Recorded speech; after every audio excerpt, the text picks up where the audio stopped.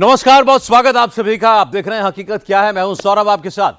आज भारतीय समय के मुताबिक शाम 4:30 बजे से शाम 7:06 तक पाकिस्तान में मोदी के डर का लाइव प्रसारण किया गया। पाकिस्तान की सेनेट में आज ऐसा कोई नेता नहीं था जो खड़े होते ही मोदी मोदी मोदी ना कर रहा हो। पाकिस्तान की सरकार पर नरेंद्र मोदी का डर किस तरह सवार है, यह आज सबका चेहरा देखकर साफ साफ समझ आ रहा था। पाकिस्तान के नेता हर दूसरी लाइन में मोदी मोदी कर रहे थे और यह सब कुछ देखकर पाकिस्तानी कह रहे थे कि अब हमारा बचना नामुमकिन है। मोदी छोड़ेगा नहीं। मोदी ने कह दिया है कि घर में घुसकर मारेंगे तो मारेंगे। मोदी ने कह दिया है कि सजा देंगे तो सजा देंगे। और एक और खबर आपको बताता हूं, पाकिस्तान के नेता तो कैमरे पर आकर मोदी से डर वाली बात कह भी रहे हैं। पाकिस्तान का आर्मी चीफ 24 अप्रैल के बाद से फरार है, अब तक कहीं नजर नहीं आया। इधर हिंदुस्तान में आज सुबह 11 बजे से भारत के प्रधानमंत्री और भारत के रक्षा मंत्री की 40 मिनट लंबी एक मीटिंग हुई और दोपहर होते होते पाकिस्तान को लगा कि बस अब भारत हमला करने वाला है। इस वक्त भी पाकिस्तान के प्राइम टाइम में यही चर्चा चल रही है कि हिंदुस्तान आज की रात हमला करेगा। भारत में क्या क्या चल रहा है, पाकिस्तान में क्या क्या हो रहा है, यह आप इस रिपोर्ट में देखिए। सब कुछ आपके सामने क्रिस्टल क्लियर हो जाएगा। पाकिस्तान की संसद में नरेंद्र मोदी के खौफ का लाइव प्रसारण हुआ है। बस कुछ घंटों पहले हुआ है। हर 10 सेकंड में मोदी मोदी मोदी ही हुआ है। नरेंद्र मोदी छोड़ेंगे नहीं। पाकिस्तानी चीख चीख कर चिल्ला चिल्ला कर बता रहे हैं, नरेंद्र मोदी जो कहते हैं वो करके रहते हैं। पाकिस्तानी ये कैमरे पर आकर बता रहे हैं, बता बता कर कांप रहे हैं। बालाकोट जैसा स्ट्राइक होगा, पीओके में डायरेक्ट अटैक होगा या फिर कुछ और होगा, बहुत बड़ा होगा। यह सोच सोच कर ही पाकिस्तानी घबरा रहे हैं। मोदी पाकिस्तान को रेगिस्तान बनाकर ही छोड़ेंगे। मोदी पाकिस्तान को धुआं धुआं कर देंगे। हम नहीं बचेंगे, फतेह हिंदुस्तान की होगी। यह कमेंट्री पाकिस्तान में हो रही है। सबकी सांसें अटकी पड़ी हैं।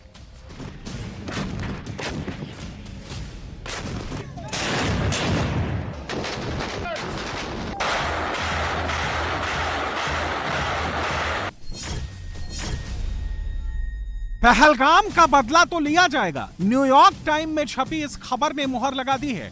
हिंदुस्तान ने पाकिस्तान पर स्ट्राइक करने की पूरी तैयारी कर ली है।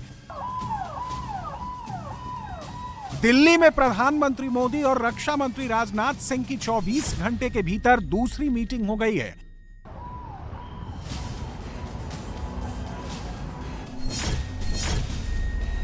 मोदी राजनाथ सिंह के बीच 40 मिनट की मीटिंग ने पाकिस्तान की नींद उड़ा दी है।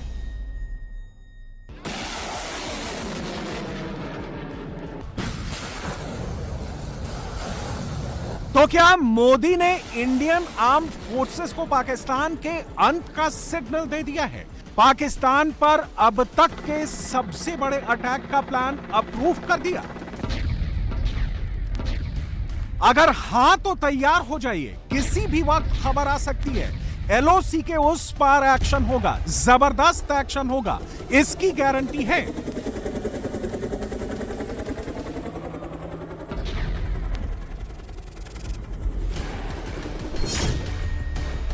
और हिंदुस्तान के संभावित एक्शन का रिएक्शन इस्लामाबाद में दिखने लगा है। इस्लामाबाद से रावलपिंडी तक गहमा गहमी तेज हो गई है। धड़ाधड़ मीटिंग शुरू हो गई हैं।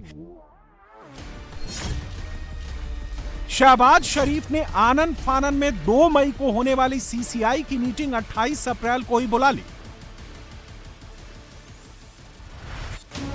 इस वक्त पाकिस्तान का हर एक बंदा, फिर चाहे वो शहबाज शरीफ हो या फिर असीम मुनीर हो, सबके दिमाग में यही चल रहा है कि नरेंद्र मोदी करने क्या वाले हैं। नरेंद्र मोदी हिंदुस्तान की फौज को क्या ऑर्डर देने वाले हैं।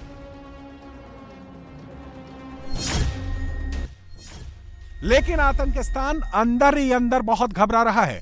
मोदी का नाम सुनकर ही कपकपा रहा है। मोदी बिहार में खड़े होकर बदले की बात करते हैं, पाकिस्तानी वो भी सुनते हैं।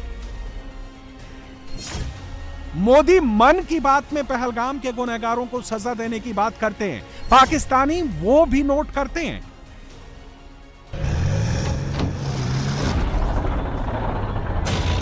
और फिर पाकिस्तानी कैमरे पर आकर क्या कहते हैं, ये सुनेंगे तो आप समझ जाएंगे कि इस वक्त पाकिस्तान में मोदी नाम का खौफ है।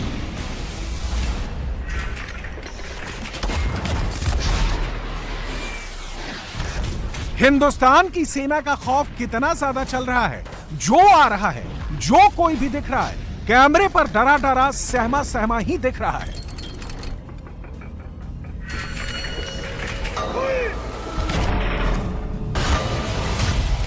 पाकिस्तान की संसद से लेकर सड़क तक सबके जहन में यह चीज तो क्लियर है कि हिंदुस्तान अटैक करेगा, वो भी ऐसा वैसा नहीं, जबरदस्त प्रहार करेगा। और इस बार हिंदुस्तान के निशाने पर सिर्फ पाकिस्तान के आतंकवादी नहीं, पाकिस्तान की फौज नहीं, पाकिस्तान का आर्मी चीफ मुनीर होगा।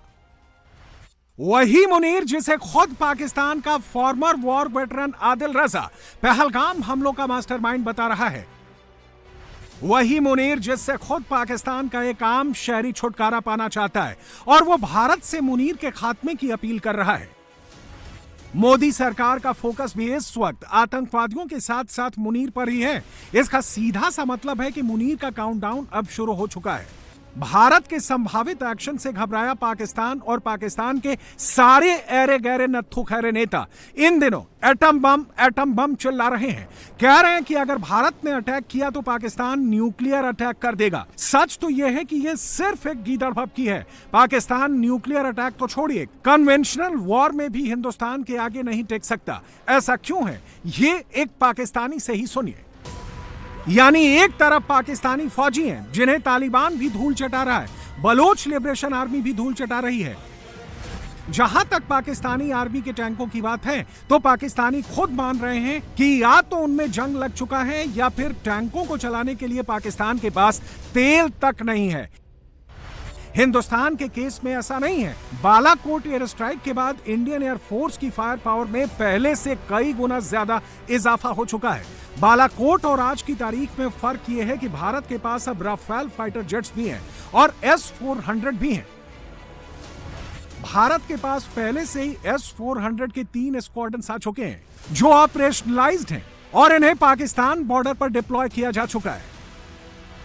पाकिस्तान की एयरफोर्स हिंदुस्तान पर अटैक के बारे में सोच भी नहीं सकती, क्योंकि S-400 long range air defence missile system 400 kilometre तक की रेंज में आने वाले थ्रेट्स को हवा में ही उड़ाकर नष्ट कर सकता है। रही बात राफेल की, तो इसने भारतीय वायुसेना की ताकत में इतना इजाफा कर दिया है कि इसे पाकिस्तान पर एयर स्ट्राइक करने के लिए LOC को पार करके पाकिस्तानी एयर स्पेस में भी जाने की जरूरत नहीं पड़ेगी। राफेल में ऐसे हथियार मौजूद हैं जिन्हें भारत की एयर स्पेस में रहकर भी फायर किया जा सकता है, जो पाकिस्तान के भीतर 300 किलोमीटर तक तबाही मचा सकता है, पाकिस्तानी मिलिट्री इंस्टॉलमेंट्स को बर्बाद कर सकता है। यानी जो पाकिस्तान एटम बम की धमकी दे रहा है वो खुद भी ये जानता है कि अगर युद्ध हुआ तो उसे हिंदुस्तान की ताकत के आगे घुटने टेकने ही होंगे। और अब ये बात पाकिस्तानी भी खुलेआम स्वीकार कर रहे हैं, कैमरे पर आकर बता रहे हैं, भारत अटैक तो करेगा, दुनिया भी भारत का साथ देगी, पाकिस्तान को भाव तक नहीं देगी। पाकिस्तान में मोदी के गुस्से का आलम कैसा है, ये इस पोस्टर को पढ़ लीजिए। पाकिस्तानी लिख रहे हैं, युद्ध से शहबाज को डर लग रहा है।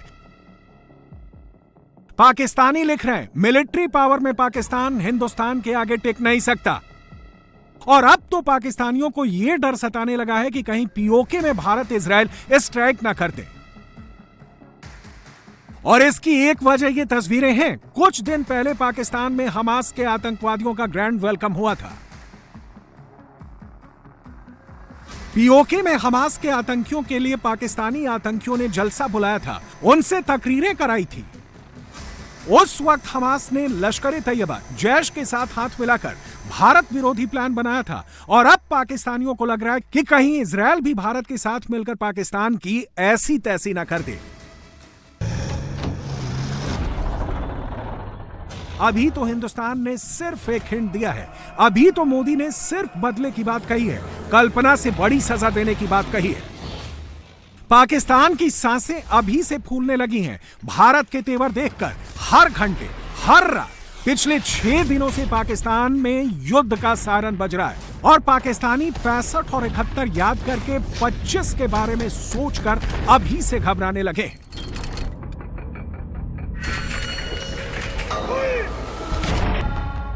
पाकिस्तान में हिंदुस्तान का यह डर अच्छा है, पाकिस्तान की संसद में नरेंद्र मोदी के नाम का यह खौफ अच्छा है। मोदी ने तो अभी शुरुआत भी नहीं की है, टेररिस्तान अभी से बचा लो की भीख मांगने लगा है, चाइना चाइना चिल्लाने लगा है। जमीन पर ये जांबाजी, लेकिन पता तो उससे भी है, मोदी ने इरादा कर लिया है, पाकिस्तान को रेगिस्तान में तब्दील करने का प्लान बना लिया है। दिशाओं में गूंजता है विजय घोष। 36 + 26 ये कैलकुलेशन पाकिस्तान को परेशान कर रही है। 36 राफेल भारत आ चुके हैं और 26 और आने वाले हैं। 36 राफेल फाइटर जेट्स इस वक्त हिंदुस्तान में तैनात हैं। 18 अंबाला में है, 18 हाशिमुरा में है और इनकी रेंज में पूरा पाकिस्तान आता है, लाहौर, बहावलपुर, रावलपिंडी, कराची तक, और 26 अभी आने बाकी हैं। आज ही डील साइन हुई है, 62,000 करोड़ रुपए की डील। नए 26 राफेल नेवी को मिलेंगे। ये समंदर का सितारा होंगे और इनकी रेंज में होगा पूरा पाकिस्तान। अब पाकिस्तान के किसी अड्डे को उड़ाने के लिए, किसी भी आतंकवादी को मारने के लिए पाकिस्तान में दाखिल होने की जरूरत नहीं है। अंबाला से मिसाइल चलेगी और लाहौर में टारगेट निपट जाएगा।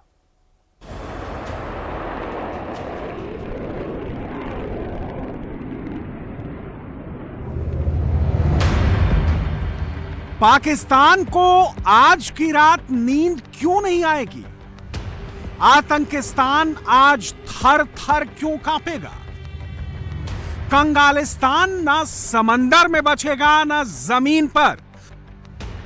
दुश्मन पर डबल स्ट्राइक के लिए भारत की तैयारी क्या है? राफेल की यह गर्जना रावलपिंडी वालों का हलक सुखाने के लिए काफी है। यह भारत का वो स्ट्राइकर है जिसका नाम सुनकर पाकिस्तान कांप उठता है। अब इसकी ताकत डबल हो गई है। एयरफोर्स के पास 36 और अब नेवी के पास 26, कुल मिलाकर राफेल के 62 स्ट्राइकर भारत के पास हैं। भारत और फ्रांस के बीच दिल्ली में राफेल M विमानों की डील साइन होते ही पाकिस्तान में हड़कंप मच गया। बात बात पर परमाणु हमले की धमकी देने वाला पाकिस्तान शुतुरमुर्ग की तरह रेत में सिर छुपाने की जगह ढूंढने लगा। वजह जान लीजिए। भारत के नए राफेल परमाणु प्रहार की क्षमता से लैस हैं। समंदर से उड़कर पाकिस्तान के परमाणु अड्डों को तबाह कर सकते हैं। समंदर में दुश्मन पर कभी भी कहीं भी एंटी शिप स्ट्राइक कर सकते हैं।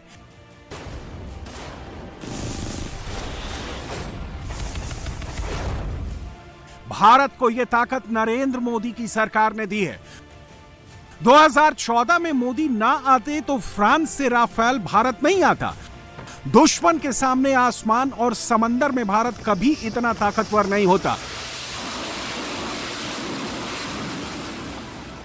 फ्रांस से मोदी जो राफेल M नेवी के लिए ला रहे हैं, उनकी ताकत से पड़ोसी दुश्मन क्यों थर्राता है, यह भी जान लीजिए। राफेल M 1 सेकंड में 300 मीटर की ऊंचाई पर जा सकता है और 1 मिनट में 18,000 मीटर की ऊंचाई पर जाकर दुश्मन पर कहर ढा सकता है। इस मामले में पाकिस्तान के F-16 और चीन के J-20 पर राफेल M भारी पड़ता है।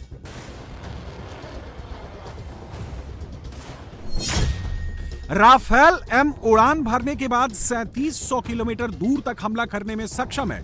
इन्हें विमान वाहक पोत INS विक्रांत पर तैनात किया जाएगा।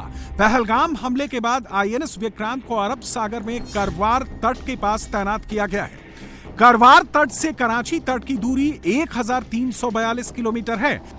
रावलपिंडी, जहां पाकिस्तान की आर्मी का हेडक्वार्टर है, उसकी दूरी 2085 किलोमीटर है। पाकिस्तान की राजधानी इस्लामाबाद करवार तट से 2100 किलोमीटर दूर है। पाकिस्तान का लाहौर शहर करवार तट से 1855 किलोमीटर दूर है।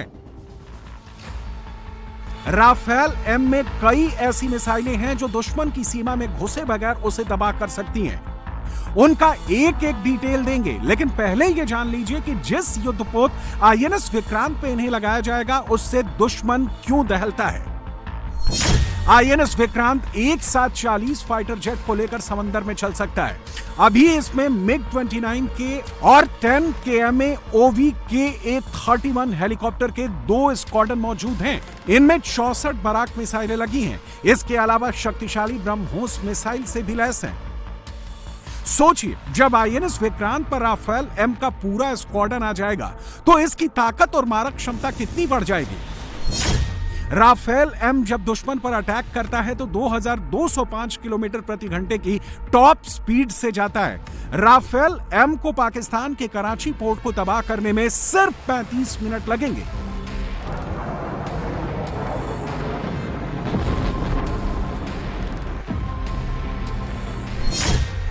राफेल एम में 30 mm की ऑटो कैनन गन लगी है, एंटी शिप मिसाइल लगी है, हवा से हवा में और हवा से जमीन पर नजर रखने वाली घातक मिसाइलें लगी हैं। इसमें और मिसाइलें और बम लगाने के लिए 14 हार्ड पॉइंट्स हैं। इसमें एक परमाणु मिसाइल भी लगाई जा सकती है। राफेल एम में एक ऐसा रेडार सिस्टम लगा है जो समंदर में दुश्मन की पनडुब्बियों को खोज कर तबाह कर सकता है।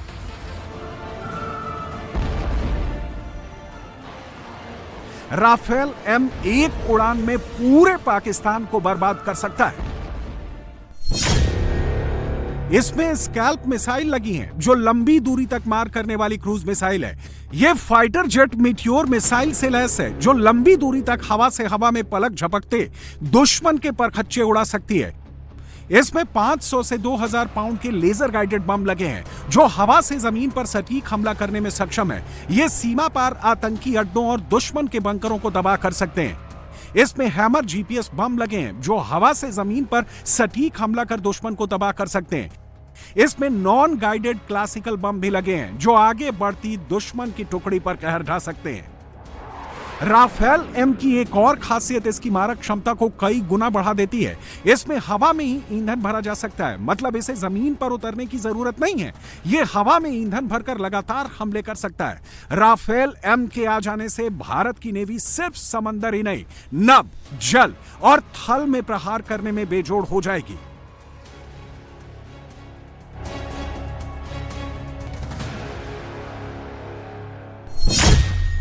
ये हमारे भारतीय नौसेना को सशक्त बनाएगी क्योंकि राफेल एम हमारे आईएनएस विक्रमादित्य और विक्रांत से ऑपरेट करेंगे और बहुत ही सशक्त फाइटर एयरक्राफ्ट है जो मैरीटाइम वर्जन है।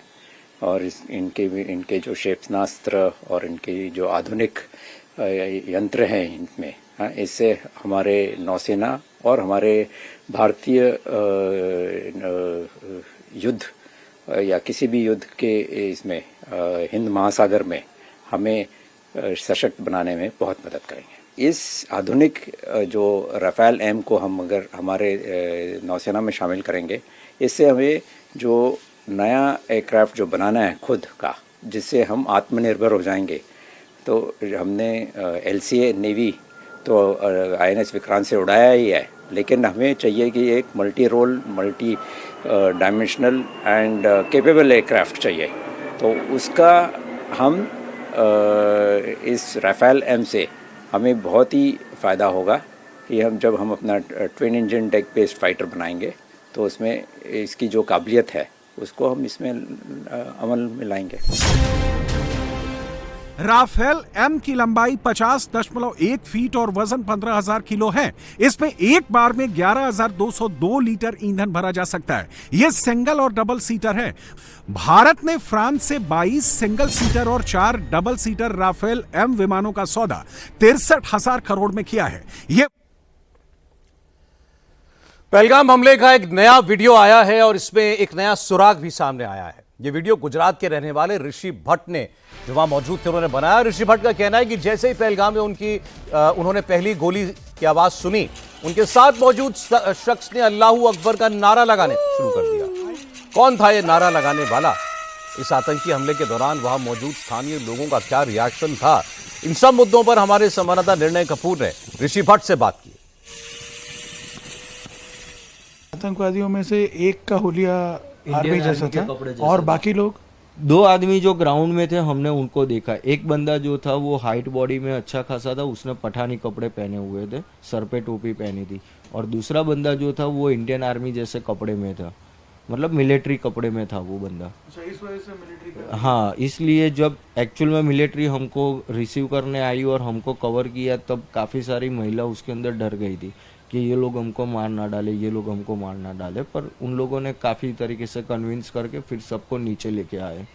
पर उस वक्त आपको रियलाइज़ हुआ जब आप जिपलाइन पे थे कि आप इतने लकी हो के बच गए नीचे जाने से?